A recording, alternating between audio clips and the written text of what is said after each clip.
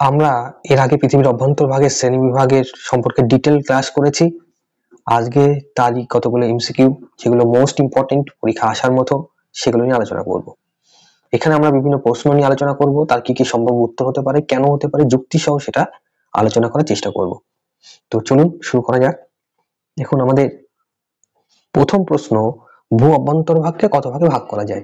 এর আগে প্রথম ক্লাসে আমি ব্যাখ্যা করেছিলাম যে আমরা ভূ অভ্যন্তরভাগকে মূলত আমরা যদি এটা ভূ অভ্যন্তরভাগকে ধরে নিই তাহলে এটা তিন ভাগে ভাগ করেছিলাম। এটার নাম ছিল ভূত্বক, এটার নাম ছিল গুরুমণ্ডল, এটার নাম ছিল কেন্দ্রমণ্ডল।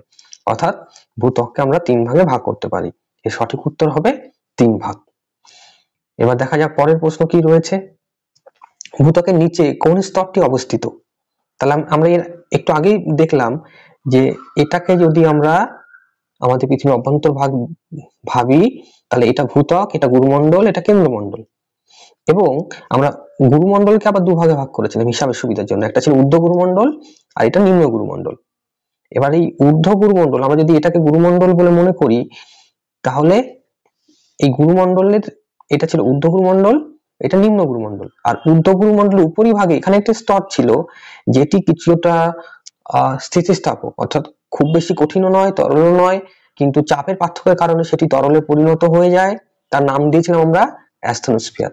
আগে সম্ভবত 2 নম্বর ক্লাসের মধ্যে সেটা আছে ডিটেইলসে আলোচনা। তো যাই হোক, তাহলে এটা সঠিক উত্তর হবে অ্যাস্থেনোস্ফিয়ার। ভূত্বকের নিচে অ্যাস্থেনোস্ফিয়ার স্তরটি অবস্থিত। তো দেখা যাক পরের প্রশ্ন কি রয়েছে। পৃথিবীর সবচেয়ে বাইরের কঠিন স্তর কোনটি?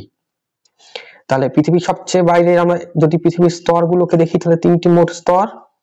এটা ভূত্বক, এটা গুরুমণ্ডল, এটা কেন্দ্রমণ্ডল। এখানে দুটি অংশ বলেছে পৃথিবীর সবচেয়ে বাইরের এবং কঠিন। তাহলে সব থেকে বাইরে রয়েছে স্তরটি যেটির নাম হচ্ছে ভূত্বক এবং প্রকৃতিগত দিক থেকে কঠিন। তাহলে সঠিক উত্তর হয়ে যাবে ভূত্বক। অর্থাৎ পৃথিবীর সবচেয়ে বাইরের কঠিন স্তরটির নাম হচ্ছে ভূত্বক। আমরা এবার দেখা যাক পরের প্রশ্নটা দেখে নিই। ভূত্বকের গড় গভীরতা কত? ভূত্বকের গড় গভীরতা যে সঠিক উত্তর হবে 30 থেকে 50 কিলোমিটার গড় গভীরতা। এরপরের প্রশ্ন দেখা যাক। এরপরের প্রশ্নের মধ্যে কি রয়েছে। সামুদ্রিক ভূত্বক প্রধানত কোন শিলায় গঠিত?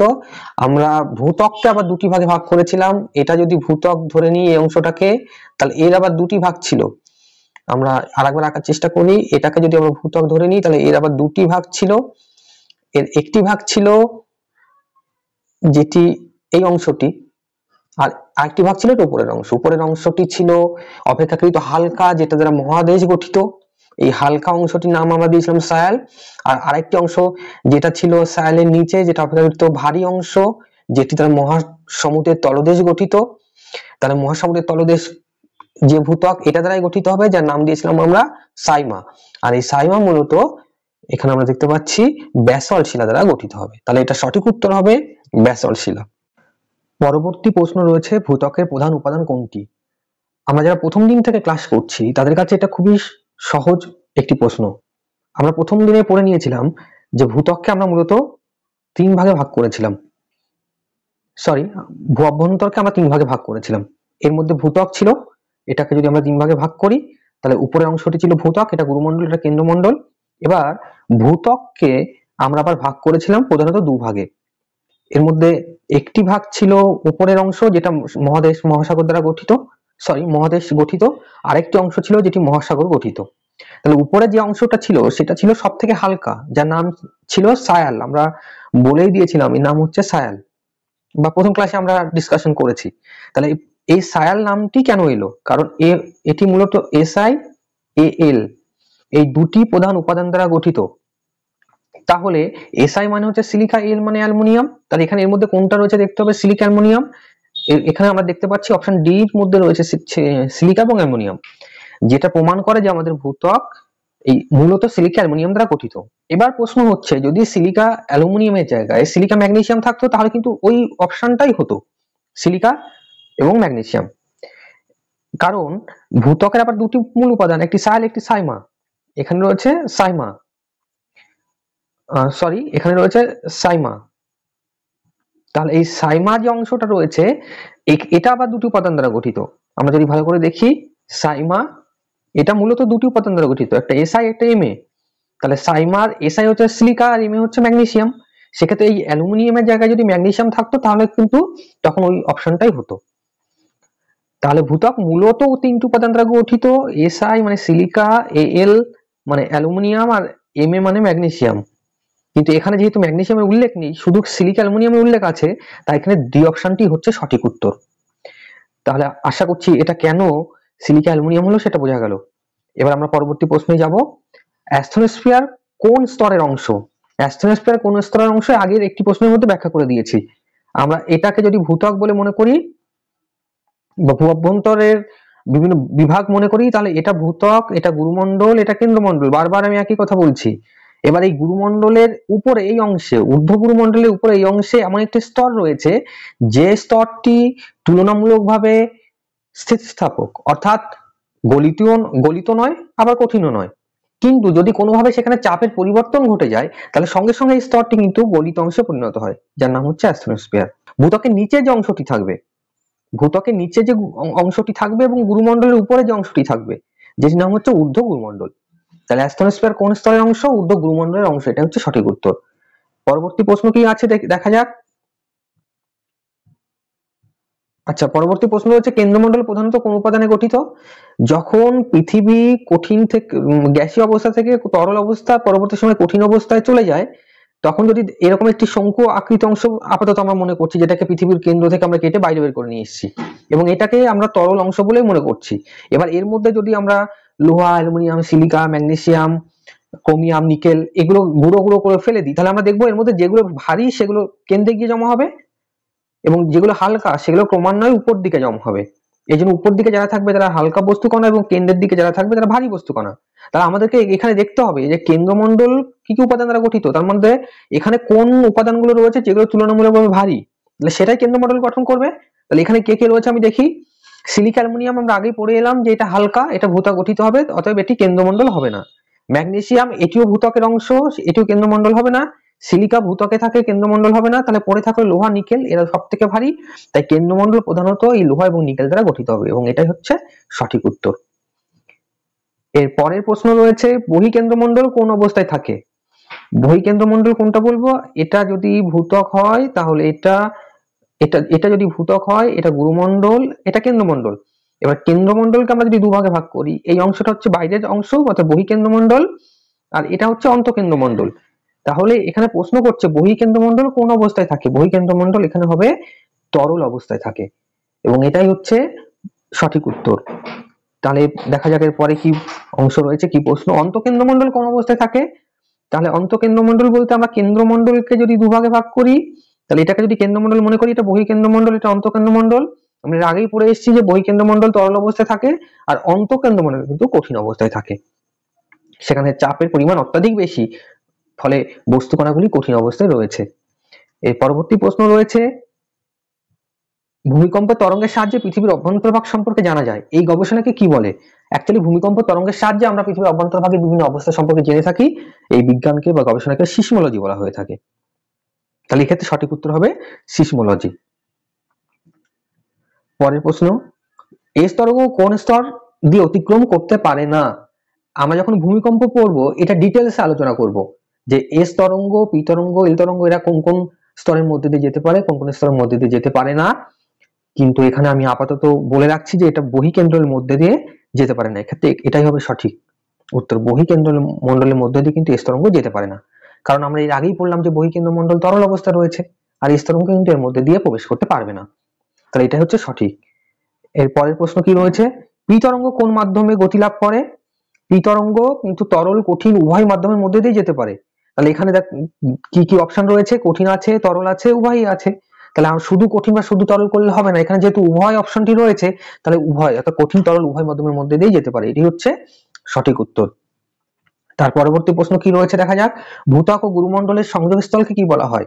আমরা একটা ডায়াগ্রামের সাহায্যে এটা খুব ভালোভাবে বুঝে নিতে পারি যে ভূত্বক এবং গুরুমণ্ডলের সংযোগস্থলকে কি বলা হয়ে থাকে। আমরা যদি এই ডায়াগ্রামটা দেখি, তাহলে এটা আমরা মনে করছি সায়াল, এটা সাইমা, এটা ঊর্ধ্ব গুরুমণ্ডল, এটা নিম্ন গুরুমণ্ডল, আর এটা এটা বহিঃকেন্দ্র মণ্ডল, এটা অন্তঃকেন্দ্র মণ্ডল। এটা এটা আমরা ভূত্বকের মধ্যে সায়াল, এটা সাইমা, এটা ঊর্ধ্বগুরুমণ্ডল, এটা নিম্নগুরুমণ্ডল, এটা বহিকেন্দ্রমণ্ডল, আর এই অংশটা হচ্ছে অন্তঃকেন্দ্রমণ্ডল। এর মধ্যে সায়াল এবং সাইমাকে আলাদা করেছে যে বিযুক্তি রেখা, তার নাম কনরাড বিযুক্তি রেখা।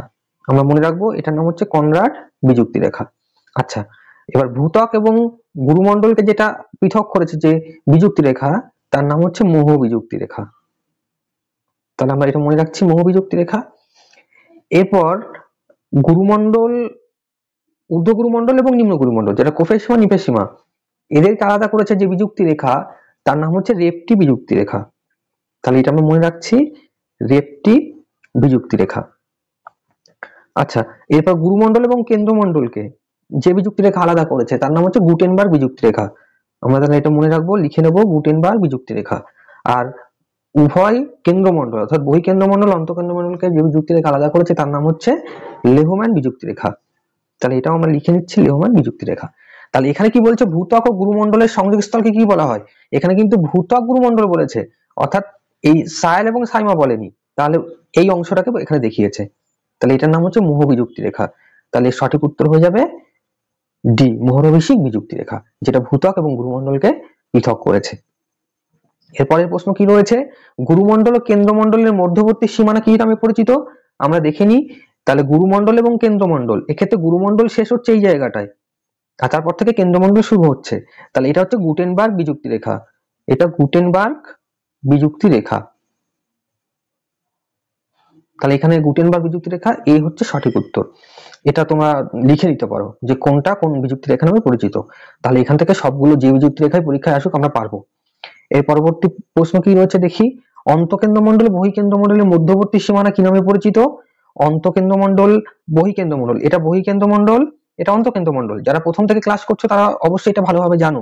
তাহলে মধ্যবর্তী যে সীমানা সেটা এটা, সেটা কিন্তু যে লেহম্যান বিযুক্তি রেখা নামে পরিচিত। অর্থাৎ এখানে এই সি অপশনটা হচ্ছে সঠিক উত্তর। লেহম্যান বিযুক্তি রেখা অন্তঃকেন্দ্রমণ্ডল এবং বহিকেন্দ্রমণ্ডলকে আলাদা করেছে। এর পরবর্তী প্রশ্ন কি রয়েছে, ভূত্বকের গড় ঘনত্ব কত? প্রায়, এখানে ভূত্বকের ঘনত্ব কত প্রায় বলেছে।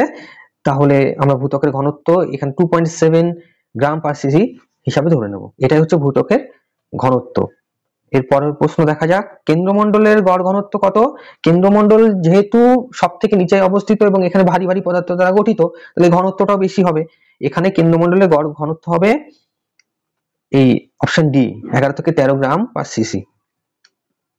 এর পরবর্তী প্রশ্ন রয়েছে, সায়ালের প্রধান খনিজ পদার্থ কোনটি? সায়াল এর প্রধান খনিজ পদার্থ, অর্থাৎ সায়াল মানে একদম উপর দিকে অবস্থিত, আমরা বলেছিলাম সায়াল SiAl, এটা মনে রাখলেই হবে সায়াল। এখানে রয়েছে সিলিকা আর এখানে রয়েছে অ্যালুমিনিয়াম। তাহলে এখানে যেহেতু সিলিকার অপশন নেই, অ্যালুমিনিয়াম আছে, তাহলে অ্যালুমিনিয়াম হচ্ছে সঠিক উত্তর। তাহলে সায়াল প্রধানত অ্যালুমিনিয়াম দ্বারা গঠিত, সিলিকা এবং অ্যালুমিনিয়াম দ্বারা। আচ্ছা, পরবর্তী প্রশ্ন দেখা যাক, গুরুমণ্ডলের গড় তাপমাত্রা কত? তাপমাত্রা নিয়ে আমি আলাদা একটা ক্লাস নেব ভূমিকম্প পড়ানোর সময়। আপাতত আমরা জেনে রাখবো যে গুরুমণ্ডলের গড় তাপমাত্রা 2000 ডিগ্রি সেন্টিগ্রেড বা এর কাছাকাছি। এরপরের প্রশ্ন, ভূত্বকের নিচে তাপমাত্রা বৃদ্ধির হার কত? এখানে 1 ডিগ্রি সেন্টিগ্রেড পার 10 মিটার দেওয়া আছে, 1 ডিগ্রি সেন্টিগ্রেড পার 33 মিটার দেওয়া আছে, 1 ডিগ্রি সেন্টিগ্রেড পার 100 মিটার দেওয়া আছে এবং 1 ডিগ্রি সেন্টিগ্রেড পার 1000 মিটার দেওয়া আছে, অর্থাৎ 1 কিলোমিটার দেওয়া আছে। এর মধ্যে সঠিক উত্তর হবে 1 ডিগ্রি সেন্টিগ্রেড পার 33 মিটার। এটা হচ্ছে অর্থাৎ প্রতি 33 মিটার গভীরতা বৃদ্ধির সঙ্গে সঙ্গে ভূত্বকের নিচে তাপমাত্রা কিন্তু 1 ডিগ্রি সেন্টিগ্রেড হারে বৃদ্ধি পায়, কমে যায় না, বৃদ্ধি পায়। এই জন্য 1 ডিগ্রি সেন্টিগ্রেড পার 33 মিটার এখানে বলা হয়েছে এবং এটাই সঠিক উত্তর। পরের প্রশ্ন কি রয়েছে, নিফে নামে কোন স্তর পরিচিত? এটা আমি খুব সুন্দরভাবে ব্যাখ্যা করেছিলাম মূল ক্লাসে, তবু আমি আজকে একবার বলে দিই। নিফে, NiFe, নিফে, এখানে দুটি মূল উপাদান, একটা হচ্ছে নিকেল, একটা ফেরাস বা লোহা। নিকেল এবং লোহা দ্বারা কোন স্তর গঠিত? কেন্দ্রমণ্ডল। তাহলে এখানে নিফে নামে পরিচিত হবে কেন্দ্রমণ্ডল, এটাই হচ্ছে সঠিক উত্তর। ওই জন্য যারা এর আগে ক্লাসগুলো করোনি, তোমরা আগের ক্লাসগুলো যদি করে নাও, এই প্রত্যেকটা প্রশ্নের উত্তর বা এর মধ্যে থেকে যা যা প্রশ্ন আসে আশা করছি তোমরা পারবে। দেখা যাক পরের প্রশ্ন কি রয়েছে, ভূমিকম্প তরঙ্গের গতি কোন স্তরে সবচেয়ে বেশি? ভূমিকম্প তরঙ্গের গতি, এই যে এখানে যে স্তরগুলো দেওয়া আছে, সাইমা, নিফেসীমা, অন্তঃকেন্দ্রমণ্ডল, বহিকেন্দ্রমণ্ডল, এর মধ্যে কোন স্তরে সব থেকে বেশি? এর সঠিক উত্তর হবে অন্তঃকেন্দ্রমণ্ডল, অর্থাৎ ভূমিকম্পের গতি অন্তঃকেন্দ্রমণ্ডলে সব থেকে বেশি হয়ে থাকে। এরপরের প্রশ্ন, ম্যান্টলের উপরের অংশ কি নামে পরিচিত? অ্যাকচুয়ালি ম্যান্টল কোন অংশটা পরিচিত? গুরুমণ্ডল। এবার এর আগেই আমরা পড়লাম যে এটাকে যদি আমরা পৃথিবীর অভ্যন্তরভাগ ধরে নিই, তাহলে এটাকে মনে করছি ভূত্বক, তাহলে এটা গুরুমণ্ডল, এটা কেন্দ্রমণ্ডল। আমরা জানি গুরুমণ্ডলের উপরের অংশ এবং ভূত্বকের নিচে একটি স্তর রয়েছে, যে স্তরটি কি নামে পরিচিত? অ্যাস্ট্রোস্ফিয়ার, যেটি তুলনামূলকভাবে অনেক বেশি স্থিতিস্থাপক এবং যেখানে চাপের পরিবর্তনের সঙ্গে সঙ্গে কিন্তু এই স্তরটি গলিত রূপে পরিগণিত হয় বা গলিত অংশে পরিণত হয়, পরে এখান থেকে ম্যাগমা তৈরি করে, লাভা তৈরি করে, ভূপৃষ্ঠের উপরে উঠে আসে। তাহলে এখানে ম্যান্টলের উপরের অংশ কি নামে পরিচিত? ম্যান্টলের উপরের অংশ এখানে হবে অ্যাস্ট্রোস্ফিয়ার নামে পরিচিত। আচ্ছা, এরপরের প্রশ্ন রয়েছে, লিথোস্ফিয়ার নামে পরিচিত কোন স্তরটি? লিথোস্ফিয়ার নামে পরিচিত এখানে হবে ভূত্বক, ভূত্বক অংশটি লিথোস্ফিয়ার নামে পরিচিত, এটা হচ্ছে সঠিক উত্তর। তাহলে এই ছিল মোট 25টি প্রশ্ন, যেগুলো আমরা গত 3টে ক্লাস করেছি তার উপর বেস করে এই 25টি প্রশ্ন আমি সিলেক্ট করেছি। এছাড়াও এখান থেকে যা যা প্রশ্ন আসবে ওই ক্লাসগুলো করলে তোমরা পাবে। আর যদি কারো কোনো কনফিউশন থাকে, এখান থেকে অন্য কোনো প্রশ্ন থাকে, তোমরা নিচে কমেন্ট করো, আমি তার উপর আলাদা একটা কনসেপ্ট ক্লিয়ারের ক্লাস নিয়ে যাবো এবং সেখানে তার উত্তরগুলো দিয়ে দেওয়ার চেষ্টা করব। তো কে কটা প্রশ্ন পারলে সেটা নিজেরাই দেখবে বা কমেন্ট করতে পারো যে আমি এতগুলো প্রশ্ন পেরেছি এর মধ্যে থেকে, এবং এটা খুব ইম্পর্টেন্ট কিন্তু একটা টপিক। তো যাই হোক, আমরা পরবর্তী ক্লাস নিয়ে এবং পরবর্তী টপিক নিয়ে ফিরে আসবো পরের ক্লাসে। ততক্ষণ পর্যন্ত সবাই ভালো থেকো। যদি ক্লাসটা ভালো লাগে সাবস্ক্রাইব করতে ভুলো না। ধন্যবাদ।